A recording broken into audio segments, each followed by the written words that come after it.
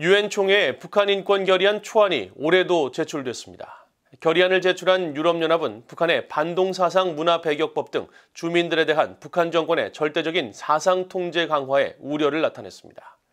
탈북민들을 강제 북송한 중국을 직접 명시하지는 않았는데 황중국 유엔 주재 한국 대사는 고문 방지 협약이 결의안에 새로 포함됐다고 강조했습니다.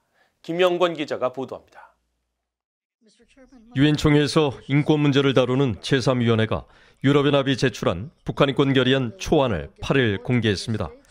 결의안은 오랫동안 지속되고 있는 북한의 조직적이고 광범위하며 중대한 인권 침해를 가장 강력한 어조로 규탄하면서 북한 정권의 사상 통제 강화에 대해 처음으로 절대적 독점이란 강력한 표현을 넣어 우려를 나타냈습니다. 절대적인 정보 독점과 조직화된 사회 통제 등 북한 주민들에 대한 광범위하고 심각한 북한 정권의 규제가 코로나19 방역 조치로 더욱 강화되고 있다는 것입니다. 결의안은 그러면서 북한 정부의 독립적인 신문과 미디어 설립을 허용하고 반동사상 문화 배격법을 포함한 법률과 권리 억압 관행 검토 등 사상과 양심, 종교, 신념의 자유와 의견, 표현, 결사의 자유에 대한 권리를 보장하라고 촉구했습니다.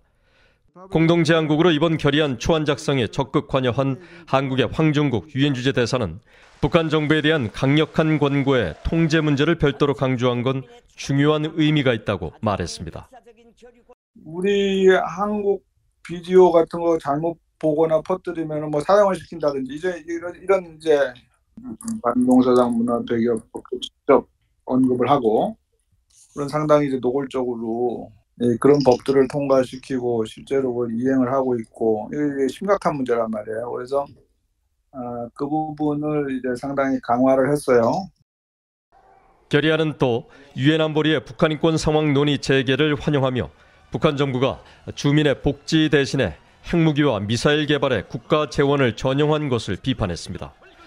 최근 국제인권단체들과 탈북민들이 강력히 권고한 중국의 탈북민 대거 강제 북송 문제는 명시되지 않았습니다. 대신 유엔 회원국들에게 국경 간 여행 재개와 관련해 농루플망, 즉 강제 송환 금지 원칙을 존중할 것을 강력히 촉구하면서 중국이 비준한 유엔 난민협약과 의정서 외에 고문방지협약 의무 준수를 새롭게 권고했습니다. 뉴욕 유엔본부와 워싱턴을 방문해 결의안에 중국의 국제법 위반 행위를 명시할 것을 촉구한 탈북민 강제북송 비상대책위원회 관계자들은 실망감을 나타냈습니다. 너무 안타깝고 가슴 아픈데요. 중국이라는 네이밍을 하지 않고 이제 강제 북송을 중지하라고 말한다면 일시적으로는 중국과의 관계나 이런 것들이 좋을 수는 있겠지만 장기적으로 봤을 때 이 탈북민들의 강제 북송 사태를 확실하게 막을 수 있는 그런 장치가 없다는 거죠.